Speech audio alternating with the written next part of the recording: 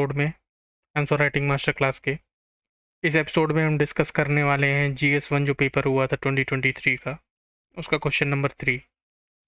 10 marks का question है, 150 words में लिखने हैं।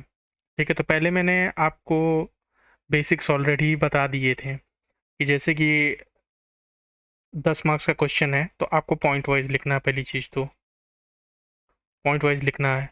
दूसरी बात कि इंट्रोडक्शन को आप मानिए कि इंट्रोडक्शन में मुझे एक नंबर गेन करना है, तो 1 नंबर यहाँ हो गया। कंक्लूजन में आपका 1 नंबर हो गया, 2 नंबर हो गए। ठीक है, बाकी बॉडी में आप मिनिमम 8 पॉइंट्स तो लिखिए। ठीक है, मिनिमम क्या 8 ही पॉइंट्स टारगेट रखिए, 8-9 पॉइंट लिखिए, क्योंकि फिर आपको समय सीमा भी देखनी है, टाइम लिमिट भी देखना है। टाइम लिमिट के हिसाब से काम कीजिए, वर्ड लिमिट के हिसाब से काम कीजिए, अप्रोप्रिएट आंसर लिखिए। ठीक है, बहुत ज़्यादा एक्स्ट्रा लिखने की कोशिश मत कीजिए। ठीक है, अभी अभी स्टार्ट कर रहे हैं आप आंसर राइटिंग, तो चीज़ों को थोड़ा बेसिक रखिए।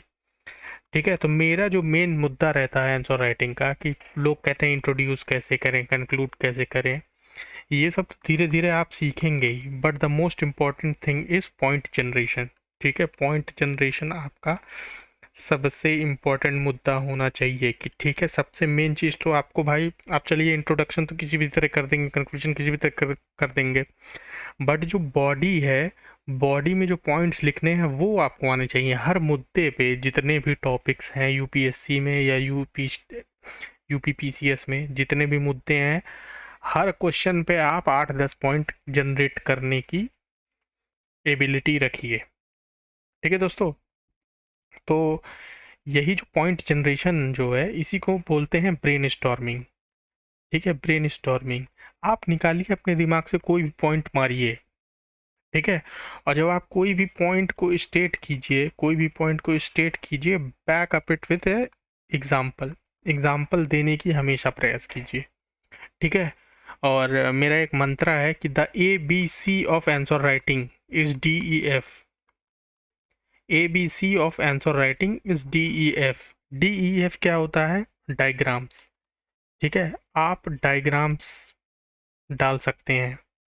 ई से एग्जाम्पल्स आप स्टेट कर सकते हैं। ठीक है, F से आप फ्लो चार्ट्स बना सकते हैं।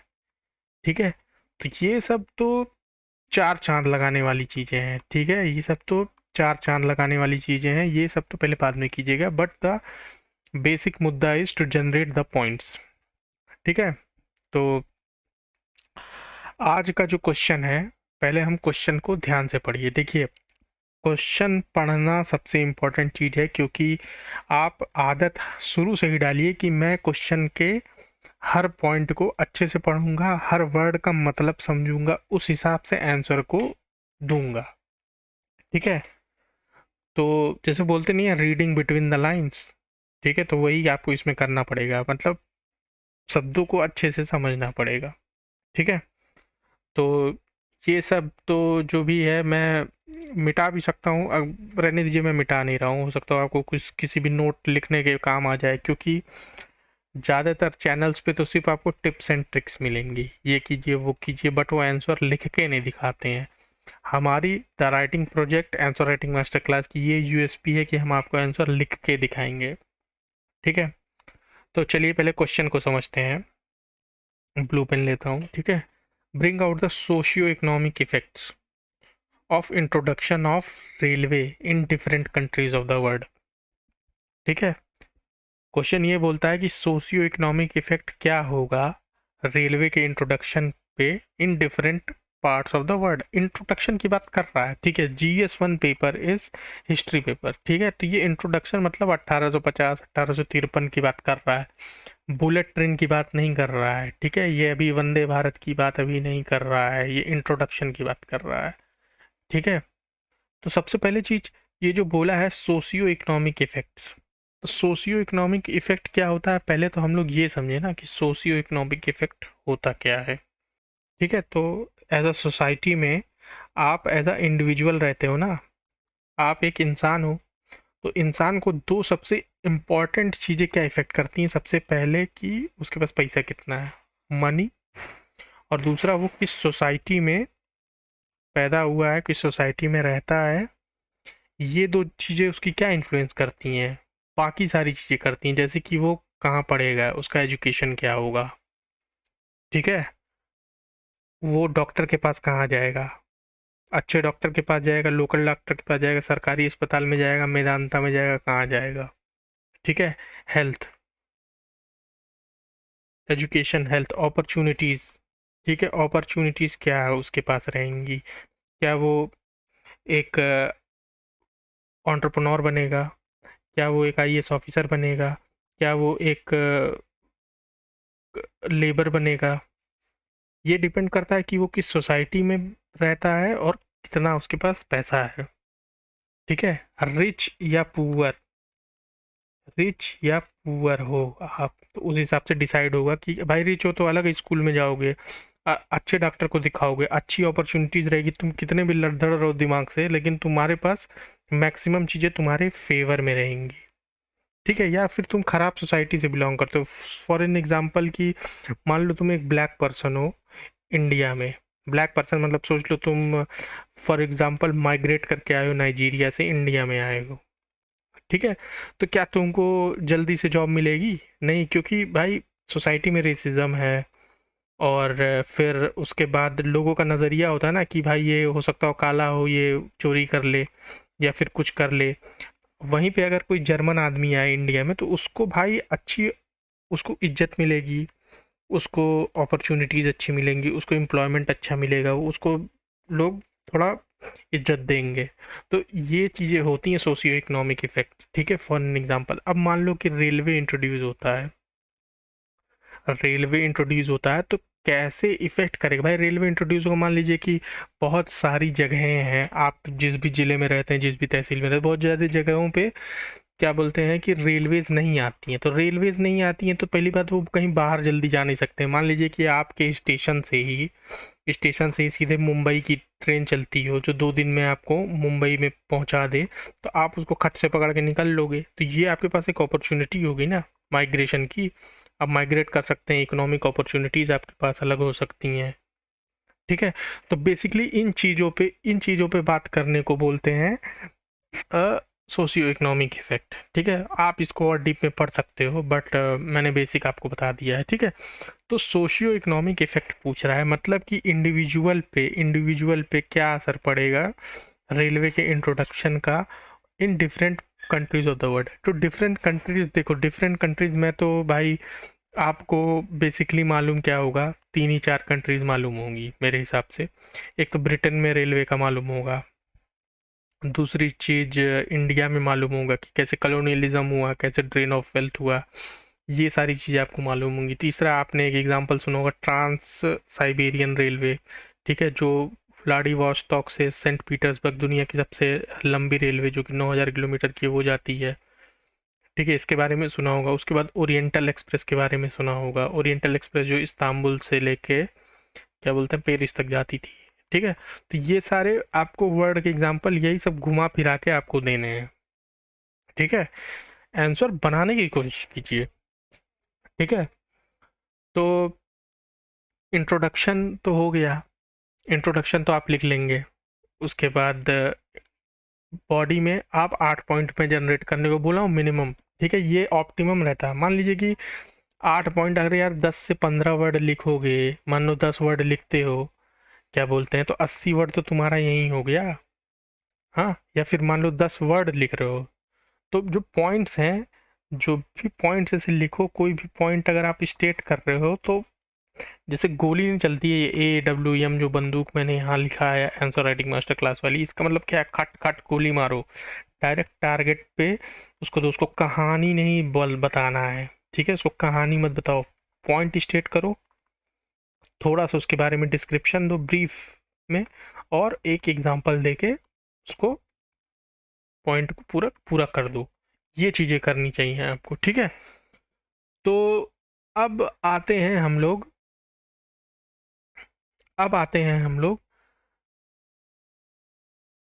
ब्रेनस्टॉर्मिंग पे, ठीक है। तो सबसे पहला चीज़ इंट्रोडक्शन ऑफ रेलवे क्या करेगा, सबसे पहले इसके लिए इंडस्ट्रियलाइजेशन की ज़रूरत होगी।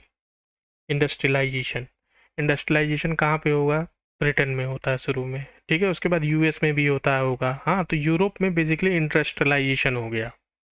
ठीक है, ये आप इंडस्ट्रियलाइजेशन कोट कीजिए, एग्जांपल दीजिए कि ब्रिटेन इंडस्ट्रियलाइज हो गया, इस वजह से कॉलोनियल पावर उसकी और मजबूत होगी। ठीक है, दूसरा चीज इकोनॉमिक ट्रांसफॉर्मेशन हो गया, पूरा इकोनॉमिक ट्रांसफॉर्मेशन हो गया। प्रोडक्ट्स बहुत ही स्लो एक पार्ट से दूसरे पार्ट ऑफ द वर्ल्ड जाते थे, मतलब कि अब ये चीज़ें बहुत ही रैपिड हो गई। खटाखट रॉ मटेरियल निकल रहा है, फैक्ट्री में प्रोसेस हो रहा है और फिर वापस आ जा रहा है। तो ये फ्यूल कर दिया किसको, इंडस्ट्रियल रेवोल्यूशन को। ठीक है, इसी वजह से समझ लीजिए कि रेलवे के ही इंट्रोडक्शन से ही आपका इंडस्ट्रियल रेवोल्यूशन हुआ। उसके बाद तीसरी चीज़, वर्क फोर्स बहुत ही ज़्यादा चाहिए, बहुत ही वास्ट वर्कफोर्स चाहिए जहाँ पे भी आपको रेलवे ऑपरेट करना है। ठीक है, तो फार फ्लंग एरियाज़ में भी जॉब अपॉर्चुनिटीज़ आपको मिल गई। ठीक है, फार फ्लंग एरियाज़ में भी आपको जॉब अपॉर्चुनिटीज़ ये रेलवे प्रोवाइड करेगा। उसके बाद आता है भाई, रेलवे बन रही है तो एक जगह से लोग, मान लीजिए कि दिल्ली से लोग मुंबई जाएंगे, तो क्या होगा, कल्चरल एक्सचेंज जो है बहुत ही बढ़ जाएगा। पहले के ज़माने में सिर्फ फाहियान और यही लोग आते थे, यही लोग कल्चर एक्सचेंज कर के नाम पे यही दो तीन लोग थे। बट अब देख लीजिए अब क्या होता है, रैपिड हो गया ये चीज़। कल्चर जो होता है एक जगह से दूसरी जगह जाना, ये रैपिडली जाने लगा कल्चर। ठीक है, कल्चरल एक्सचेंज, इसी वजह से मान लीजिए कि हम लोगों का जो, इसी वजह से नेशनल इंटीग्रेशन भी बढ़ता है। नेशनल इंटीग्रेशन भी कल्चरल एक्सचेंज से बढ़ता है। जब भाई हम आपको जानेंगे अच्छे से, आप हमको जानेंगे, पहले तो मेरे मन में बहुत सारे वो रहेंगे, पता नहीं कैसा आदमी हो क्या हो, बट जब रेलवेज रहेंगी, मैं दूसरी जगह ट्रैवल करूंगा तो पता चलेगा कि हाँ भाई यहाँ के भी लोग अच्छे हैं, वहाँ के ईस्ट वेस्ट नॉर्थ साउथ सब जगह के लोग अच्छे हैं। तो इससे नेशनल इंटीग्रेशन बढ़ेगा। और एग्जाम्पल क्या है, इसी वजह से पॉसिबल हुआ हमारा इंडियन नेशनल मूवमेंट जो है, इंडियन नेशनल मूवमेंट ये रेलवे के वजह से ही सक्सेसफुल हुआ। गांधी जी ने ट्रैवल किया था through out the India through railways, railways के ही थ्रू तो उन्होंने ट्रैवल किया था। और उसके बाद जो कांग्रेस सेशन थे, ठीक है, प्लेस हंटिंग पॉलिसी थी जो उनकी, मतलब कि कभी कानपुर में हो रहा है तो फिर कोलकाता में हो रहा है, तो ठीक है, तो कभी हरिपुरा में हो रहा है, तो कहीं भी ये जो अलग अलग जगह पे होता था कांग्रेस सेशन, इससे क्या होता था, नेशनल इंटीग्रेशन ही तो होता था। तो ये हो गया चौथा पॉइंट। अब देखिए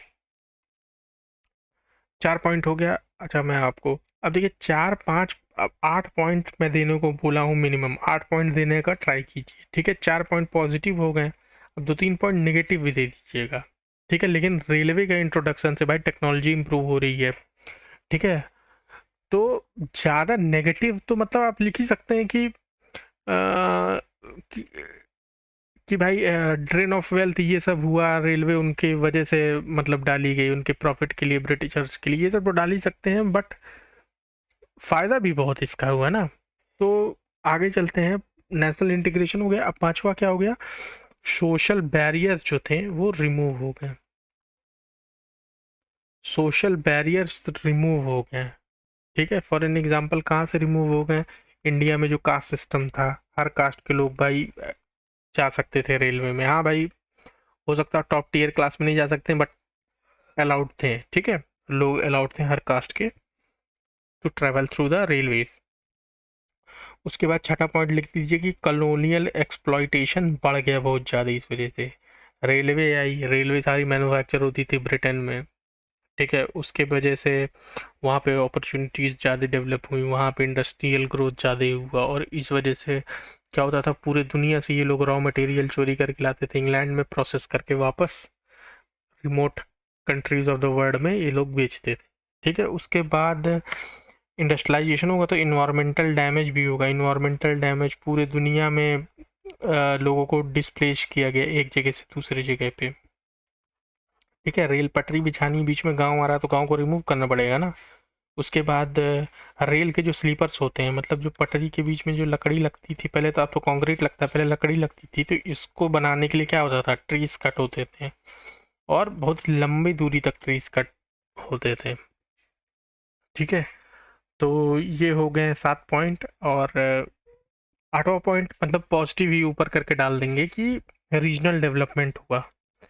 ठीक है, रीजनल डेवलपमेंट हो भाई, जिस जगह रेलवे आएगी, पटरी आएगी, जहाँ गाड़ियाँ आएंगी, जहाँ पे माल इधर से उधर होगा, तो उस रीजन का ऑटोमेटिक डेवलपमेंट चालू हो जाएगा। ठीक है, जैसे कि अभी हो रहा है भाई, एयरपोर्ट्स को मतलब बनाया जा रहा है गवर्नमेंट की स्कीम के हिसाब से। ठीक है, उड़ान योजना हो, उड़े देश का हर नागरिक। तो ये सब इसीलिए किया जा रहा है ना, ताकि हर जगह एयरपोर्ट्स खुलें।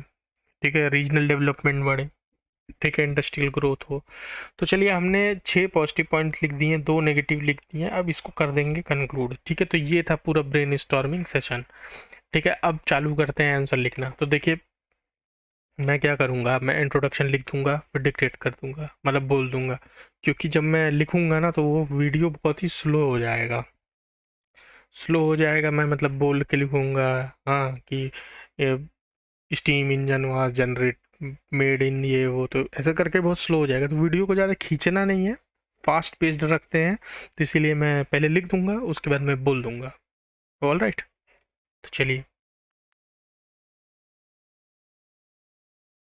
तो इंट्रोडक्शन मैंने ऐसे दिया है कि introduction of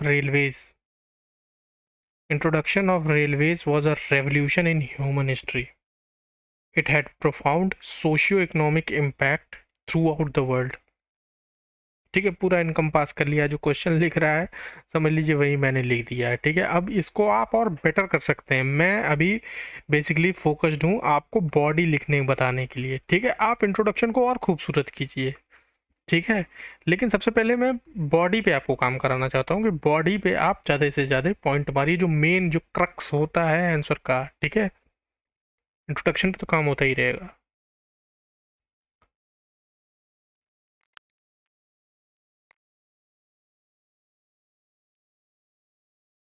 ठीक है, तो पहला पॉइंट हमारा ये है कि इंडस्ट्रियलाइजेशन, सबसे पहला पॉइंट है इंडस्ट्रियलाइजेशन। ठीक है, तो railway played a crucial role in industrialisation of countries like UK and development of it as an industrial giant. ठीक है,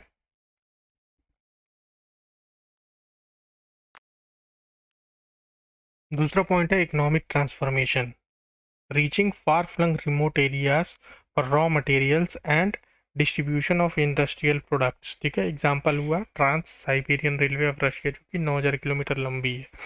ठीक है, तो ये दूर तक जाती थी।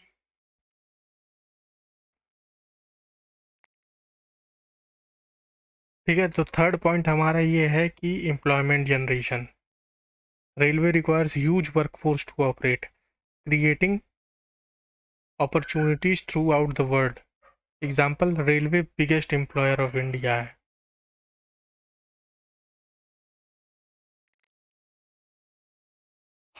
चौथा पॉइंट है कल्चरल एक्सचेंजेस, एग्जाम्पल के तौर पे ओरिएंटल एक्सप्रेस, जो कि पेरिस से इस्तांबुल चलती थी, facilitated people to explore different cultures. ठीक है, अब देखो यार, 4 पॉइंट तो हमने लिख दिया, बट देखो हर पॉइंट में कितने वर्ड्स हो जा रहे हैं। ठीक है, अभी हमें 8 पॉइंट स्टेट करने हैं विद इंट्रोडक्शन एंड कंक्लूजन। तो तुम खुद ही आइडिया लगाओ, जैसे कि फॉर एग्जांपल मैं अभी इसमें गिनता हूँ कितने वर्ड्स हैं। जैसे कि देखिए, एक रुकिए एक सेकेंड, 1 2 3 4 5 6 7 8 9 10 11 12, मतलब 12 14 वर्ड, 15 वर्ड मानिए एक ही पॉइंट में है। ठीक है, तो 15 6 8 पॉइंट दोगे तो 120 वर्ड हो जाएगा। उसके बाद 15 15 वर्ड में इंट्रोडक्शन और 15 वर्ड में कंक्लूड करना है। ठीक है, तो ये मैक्सिमम है जितना तुम लिख सकते हो एक पॉइंट में, तो इससे कम ही लिखो। ठीक है, अब जैसे ये पॉइंट कुछ लोगों को लगेगा कि इतना फालतू पॉइंट छोटा सा दिया है, बट जितना छोटा दोगे उतना बढ़िया है। ज़्यादा से ज़्यादा पॉइंट्स दो ना, 8 की जगह 9 दो, 10 दो। तोड़ के अगर तुम 10 पॉइंट दोगे तो एग्जामिनर को तुम फोर्स करोगे ना कि मोर मार्क्स देने के लिए। ठीक है, तो ज़्यादा पॉइंट को डालने की कोशिश करो। ठीक है, आगे बढ़ते हैं।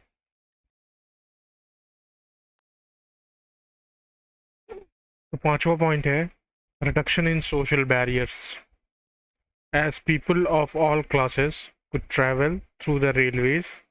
This helped in reduction of social barriers faced by Dalits. ठीक है, एग्जाम्पल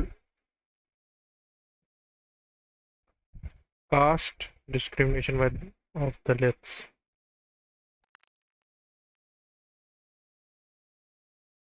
8वां पॉइंट है, नेगेटिव पॉइंट है, जिसे मैंने लिख दिया है कि colonial exploitation, drain of wealth was accentuated by introduction of railways. Example from Africa to colonies of Europe. अब जैसे कि सवाल में वर्ड का एग्जाम्पल पूछा है तो इसे लिख दीजिए कि अफ्रीका में कॉलोनीज थी, अफ्रीका टू यूरोप, तो ये एग्जाम्पल हो जाएगा।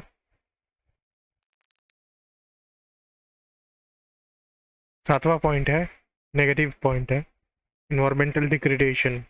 A large number of forests were chopped down for making railway sleepers, and coal burning released huge amount of carbon dioxide in atmosphere. तो ये नेगेटिव इम्पैक्ट है, negative socio economic impact है of introduction of railways.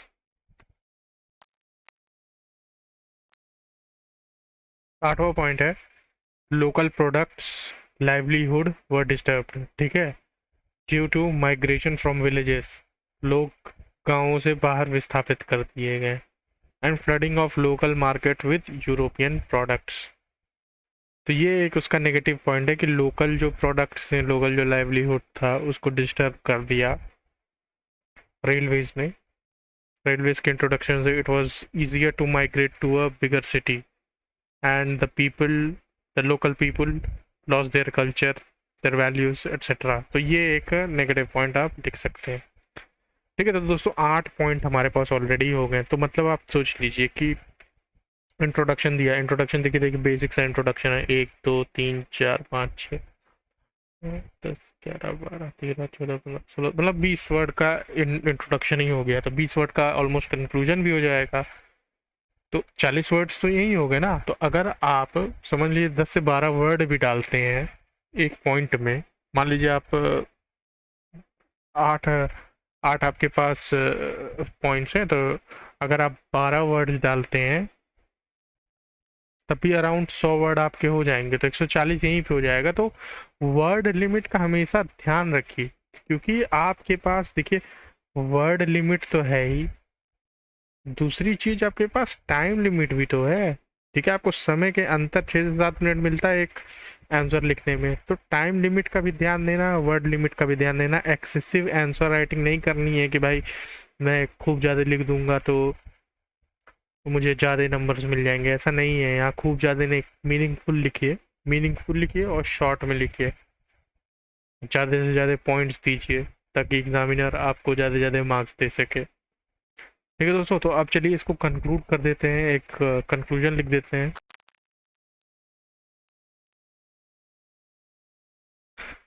ठीक है, तो मैंने इसे conclude कर दिया है, तो एक बेसिक सा कंक्लूजन दे दिया है, आप इसे देख लीजिए क्या है कि railways were not only a means of transportation but also shaped our socio-economic landscape, and it has an indelible mark on human history.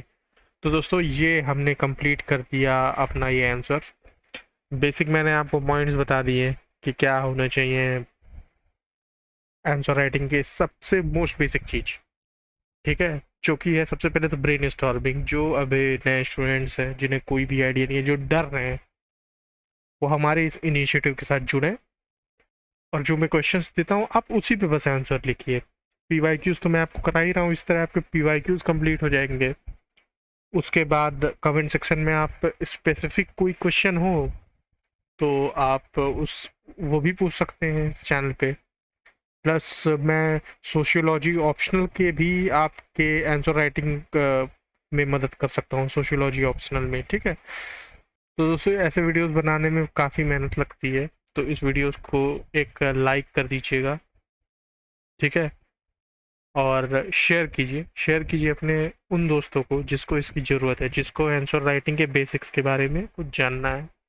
ठीक है, तो वो ये वीडियोस देख सकता है। और ऐसे लोग जिनको जो कंसिस्टेंट नहीं है, वो इस वीडियो सीरीज़ को फॉलो कीजिए। कभी भी मन आया एक वीडियो उठाया, देखा, जो भी है लिख दिया आंसर।